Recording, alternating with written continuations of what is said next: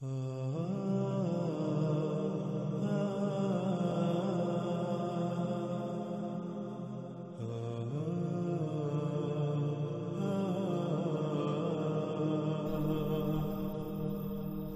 اسی طرح اللہ سبحانہ وتعالیٰ آگے کہتے ہیں،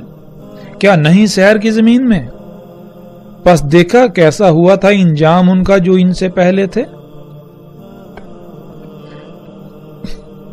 اور وہ تھے ان سے کہیں زیادہ بڑھ کر قوت میں، یعنی اسلحہ و بارود، مشینوں، یہ جو ٹیکنالوجی ہے جسے آج انسان قوت کا نام دیتا ہے،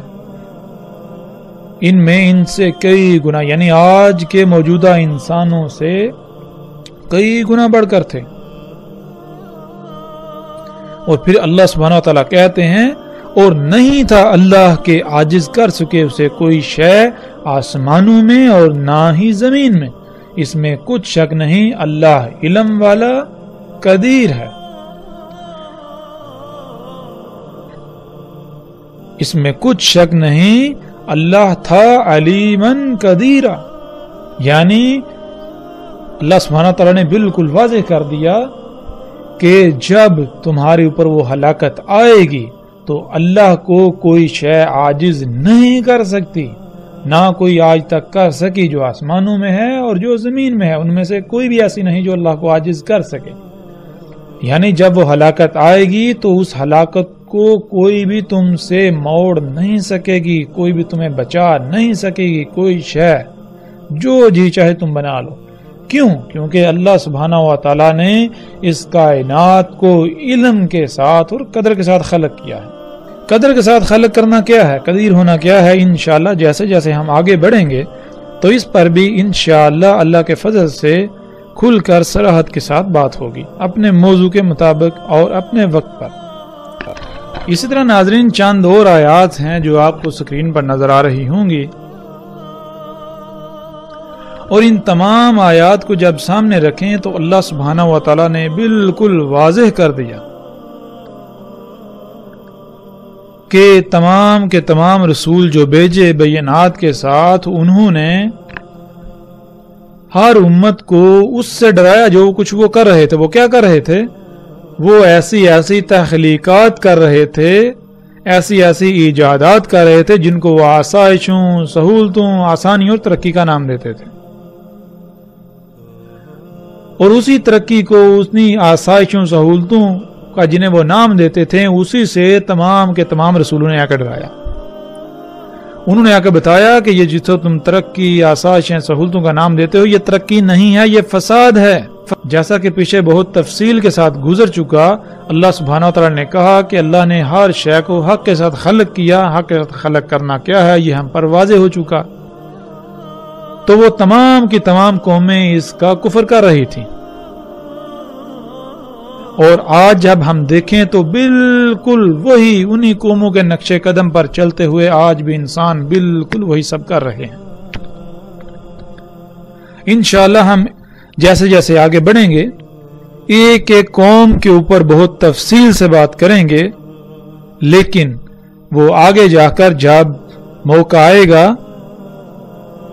ہر قوم کے اوپر جتنی قومیں ہلاک ہوئیں، کیوں ہوئیں، ہر چیز کے اوپر ہر لحاظ سے مزید کھول کھول کر بات کریں گے۔ لیکن اب ہم بڑھتے ہیں آگے۔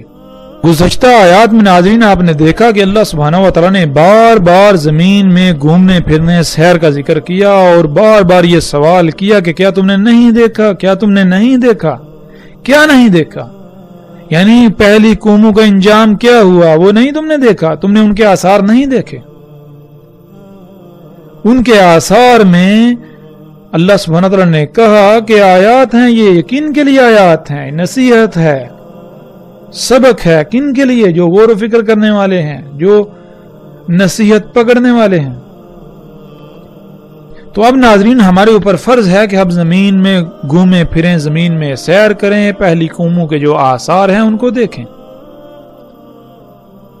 اور آج جس دور میں ہم موجود ہیں، آج کے دور میں زمین میں سیر کرنا، زمین میں گھومنا پھرنا، پہلی قوموں کے آثار دیکھنا اتنا آسان ہو چکا ہے کہ شاید ہی کوئی اور کام اتنا آسان ہو۔ آپ اپنے گھر میں، اپنے گھر کے اپنے ہی کمرے میں، اپنے ہی کمرے کے نرم گرم بستر پر بیٹھے ہوئے اپنے سامنے رکھے ہوئے کمپیوٹر، موبائل میں بہت آسانی سے سیر کر سکتے ہیں۔ تو اب ہم ناظرین سیر کرتے ہیں زمین کی اور دیکھتے ہیں پہلی قوموں کے آثار کو۔ وہ کون سے آثار ہیں جنہیں اللہ سبحانہ و تعالیٰ نے بار بار دیکھنے کا کہا اور ان سے عبرت حاصل کرنے کا کہا؟ وہ کون سے آثار ہیں پہلی قوموں کے جن کو دیکھ کر ہمیں یہ اندازہ ہوگا کہ ان قوموں کے پاس کیا تھا؟ وہ کیا شے تھی جس کے دجل کا وہ شکار ہو گئے؟ وہ کیا شے تھی جس کی وجہ سے وہ یہ کہتے تھے کہ ہمیں کوئی زوال نہیں، دنیا کی کوئی طاقت ہمارا کچھ نہیں بگاڑ سکتی؟ وہ کیا شے تھی جس وجہ سے وہ رسولوں کی تکذیب کر دیتے تھے؟ وہ اللہ کی آیات کے خلاف نکل پڑتے تھے، وہ اللہ کی کائنات میں فساد کرتے تھے۔ وہ کون سی شے تھی؟ جیسا کہ قوم عاد نے کہا، اس آیت میں بھی ہے، اللہ سبحانہ و تعالیٰ کہتے ہیں پس جو عاد تھے پس استکبار کیا، یعنی وہ زمین میں بڑے بن بیٹھے، زمین کی تمام مخلوقات کو یہ کہتے تھے کہ ہماری غلامی کرو، ہماری بات مانی جائے گی، حالانکہ ان کو اس کا حق نہیں تھا، اور تھے وہ بہت بڑھ کے قوت میں سے، وہ قوت میں بہت بڑھ کے تھے، یعنی کہ ان کے پاس اسلحہ، بارود، مشینیں، ٹیکنالوجی، یہ جو قوت ہے بہت زیادہ تھی،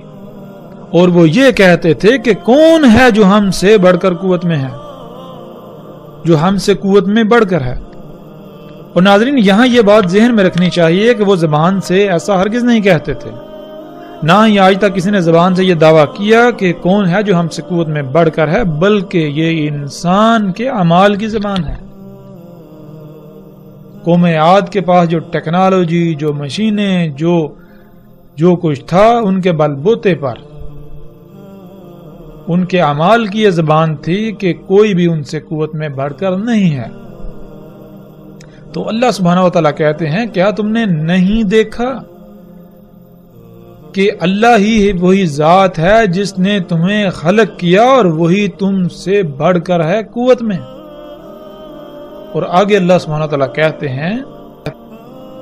اور وہ تھے اللہ کی آیات کے ساتھ جہد کرنے والے، یعنی ان کے پاس اتنا علم تھا کہ جب کوئی بھی آندھی، طوفان، کوئی عذاب آنے والا ہوتا تو وہ ایسے بندوبست کرتے یا تو وہ عذاب نہ آتا یا پھر وہ عذاب ان کا کچھ بگاڑ نہ پاتا، جس کی وجہ سے وہ سمجھتے تھے کہ ان سے بڑھ کر کوئی قوت میں نہیں ہے، جیسے آج امریکہ اور مغرب سمجھتے ہیں کہ دنیا میں کوئی بھی ان سے طاقت میں بڑھ کر نہیں،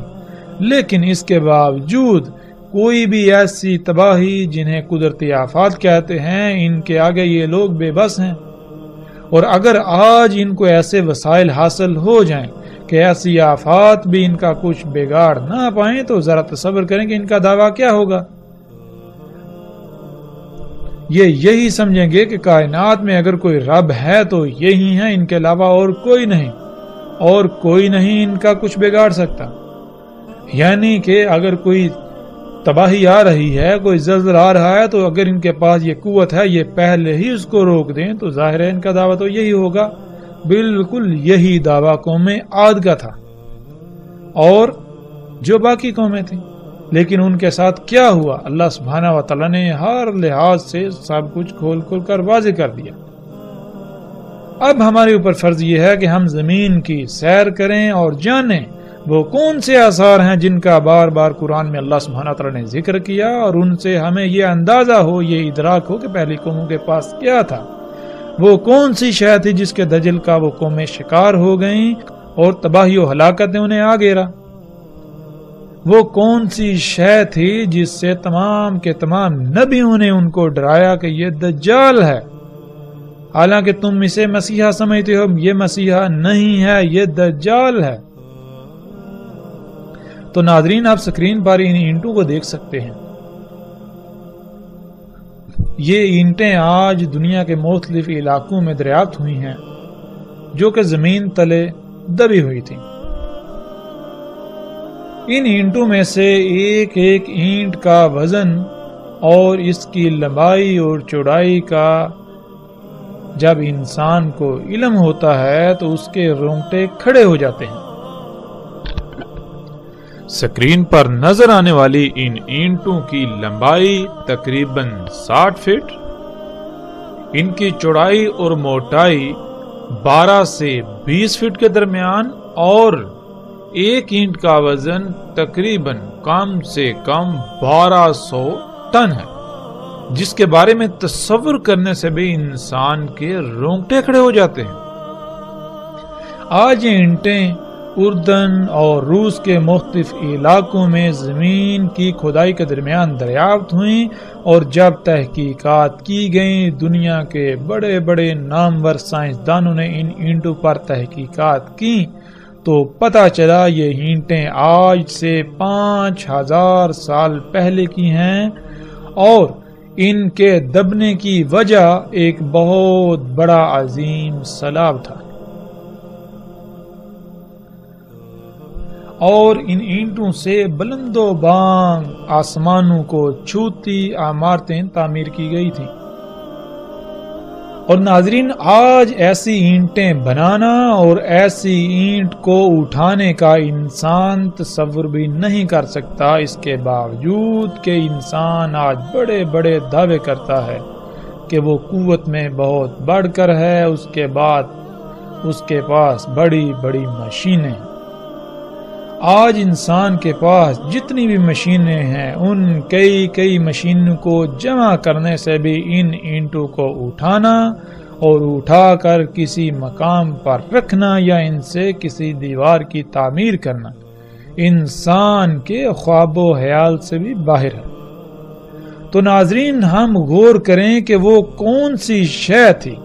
جس شے سے ان انسانوں نے یہ اتنی بڑی بڑی اینٹیں بنائیں، اور وہ کون سی شے تھی جس سے اتنی بڑی بڑی اینٹوں کو اٹھا کر ان سے عمارتیں تعمیر کی گئیں۔ ان اینٹوں میں غور و فکر کرنے سے رائی برابر بھی شک نہیں رہتا جو قرآن میں اللہ سبحانہ وتعالی نے کہا کہ تم پہلی قوموں کے 10% کو بھی نہ پہنچے اور نہ پہنچ سکتے ہو۔ تو ناظرین، آج ہم جو مشینیں دیکھتے ہیں یہ بڑی بڑی غیر معمولی قوت کی حامل مشینیں، یہ ان قوموں کا 10% بھی نہیں ہے۔ یہی وہ مشینیں تھیں جن کے دجل کا وہ لوگ شکار ہو گئے، یہی وہ ایجادات تھیں انسان کے اپنے ہی ہاتھوں سے کی ہوئی جن کے دجل کا وہ شکار ہو گئے، اور وہ سمجھتے تھے کہ یہ تو سہولتیں ہیں، یہ تو مسیحا ہے، یہ تو فائدے کی اشیاء ہیں، لہذا دنیا میں خوب انجوائے کرو، عیاشیاں کرو، مزے لوٹو، آسانیاں، سہولتیں۔ ناظرین، آج جن سائنسدانوں نے، بڑے بڑے نامور سائنسدانوں نے ان اینٹوں کے اوپر تحقیقات کی تو انہوں نے یہ بات کی کہ اول تو یہ کام انسان کا نہیں ہے، اور اگر کسی بھی صورت یہ یقین دلا دیا جائے یا یہ مان لیا جائے کہ یہ کام انسان کا ہی ہے تو جن انسانوں نے یہ کام کیا وہ موجودہ انسانوں سے اس قدر ٹیکنالوجی میں بڑھ کر تھے کہ آج کا انسان اس کا تصور بھی نہیں کر سکتا۔ اسی طرح ناظرین، سکرین پر نظر آنے والے یہ بلاکس جنہیں ایچ بلاکس کہا جاتا ہے، ان کی تصاویر آپ دیکھ رہے ہیں۔ یہ بلاکس بھی زمین میں دفن ہوئے دریافت ہوئے۔ ناظرین، یہ بلاکس ایسے ہیں کہ آج دنیا کے بڑے بڑے نامور سائنسدانوں اور دنیا کی بڑی بڑی نامور یونیورسٹیوں، ریسرچ سینٹروں، اداروں نے ان پر تحقیقات کی تو وہ اس بات کو بتانے سے قاصر ہیں کہ بلاکس کیسے بنائے گئے، ان کو کیسے تراشا گیا، ان کا وزن، ان کا ڈیزائن، ان کو تراشنا آج کے دور میں ناممکن ہے۔ ان بلاکس کو اتنی صفائی کے ساتھ اور ریاضی کے پیچیدہ ترین اصولوں کے تحت کیسے تراشا گیا؟ ان بلاکس کو ان نظر آنے والے ڈیزائنز میں کس طرح کاٹا گیا؟ ان تمام سوالات کے جوابات دینے سے آج دنیا کے بڑے بڑے سائنسدان قاصر ہیں۔ وہ بالکل ایسے ہیں گویا کہ ان کے منہ میں زبان ہی نہ ہو۔ اور پھر وہی بات، وہ یہی کہتے نظر آتے ہیں کہ اول تو یہ کام انسان کا نہیں ہے، کیونکہ ریاضی کے اتنے پیچیدہ ترین اصولوں قوانین کی بنیاد پر ان بلاکس کو تراشنا اور جن ڈیزائنوں میں یہ بلاکس تراشے گئے یہ ناممکن ہے۔ اور اگر یہ یقین دلا دیا جائے یا یہ مان لیا جائے کہ یہ حقیقتاً انسانوں کا کام ہے، تو جن انسانوں نے یہ کام کیا، جن انسانوں نے یہ بلاکس تراشے، وہ آج موجودہ انسانوں سے نہ صرف ٹیکنالوجی میں انتہائی غیر معمولی حد تک آگے تھے، بڑھ کر تھے، بلکہ وہ انتہائی غیر معمولی ذہانت رکھنے والے تھے، اور آج کا انسان ان کا مقابلہ کرنے کا تصور بھی نہیں کر سکتا۔ پھر اسی طرح ناظرین، جو تصاویر ابھی آپ سکرین پر دیکھ رہے ہیں، یہ خطہ ہند میں ملک پاکستان کے صوبہ سندھ کی ہیں، جنہیں دنیا موہنجو داڑو اور ہڑپا کے نام سے جانتی ہے۔ ناظرین، بہت عرصہ تک یہ تباہ شدہ شہروں کے کھنڈرات دنیا کی توجہ کا مرکز بنے رہے۔ بڑے بڑے نامور سائنسدانوں نے ان کے اوپر تحقیقات کی، دنیا کی یونیورسٹیوں کی بڑی بڑی نامور ٹیموں نے ان پر تحقیقات کی، لیکن وہ کسی نتیجے پر پہنچنے سے قاصر رہے۔ اور پھر دوسری جنگ عظیم میں امریکہ نے جب جاپان کے 2 شہروں پر ایٹمی بم پھینکے اور اس کے بعد صنعتی انقلاب کے نام سے فساد دن بدن بڑھتا رہا، اور آج جب انسان کو مزید غیر معمولی فزکس، کیمسٹری اور ریاضی کے قوانین پر عبور حاصل ہوا، تو سائنسدانوں نے ایک بار پھر ان کھنڈرات پر تحقیقات کی۔ جب تحقیقات کی تو پتہ چلا کہ ان علاقوں کی مٹی میں بالکل وہی ریڈیشنز پائی جاتی ہیں جو ریڈیشنز ان جگہوں پر پائی جاتی ہیں، ان جگہوں کی ان اشیاء میں پائی جاتی ہیں جہاں پر 1945 میں امریکہ نے ایٹم بم پھینکے تھے، یعنی ہیروشیما اور ناگاساکی۔ ہیروشیما اور ناگاساکی میں جہاں پر امریکہ نے ایٹم بم گرائے، ان جگہوں کی مٹی، پتھروں اور مختلف اشیاء میں جو ریڈیشنز پائی جاتی ہیں، بالکل وہی ریڈیشنز ان مقامات پر پائی جاتی ہیں۔ یعنی نتیجہ کیا نکلا؟ نتیجہ یہ نکلا کہ رائے برابر بھی یہ شک نہ رہا کہ یہ تہذیبیں ایٹم بم کی وجہ سے تباہ ہوئیں۔ پھر جیسے جیسے مزید تحقیقات کی گئیں تو پتہ چلا یہ انتہائی جدید ترین شہر تھے، انتہائی وسائل کے حامل شہر، اور یہ شہر ایٹمی بم کے حملے میں تباہ ہوئے، بالکل اسی طرح جس طرح جاپان کے شہر ہیروشیما اور ناگاساکی تباہ ہوئے۔ اور جب ہم قرآن میں دیکھیں تو اللہ سبحانہ و تعالیٰ کیا کہتے ہیں؟ اللہ سبحانہ و تعالیٰ حیران کن یہ بات کرتے ہیں۔ اللہ سبحانہ و تعالیٰ کہتے ہیں کذبت ثمود وعاد بالقاریہ، تکذیب کی تھی قوم عاد اور قوم ثمود نے القاریہ سے۔ القاریہ کسے کہتے ہیں؟ جب ہم القاریہ کو جاننا چاہیں، اور قرآن میں القاریہ پر پوری ایک سورت موجود ہے جس کا نام بھی القاریہ ہے، جب ہم سورہ القاریہ میں غور و فکر کریں تو اللہ سبحانہ و تعالی نے سورہ القاریہ میں القاریہ کا بالکل وہی منظرنامہ کھینچا، وہی نقشہ کھینچا جو ایک ایٹم بم کے پھٹنے سے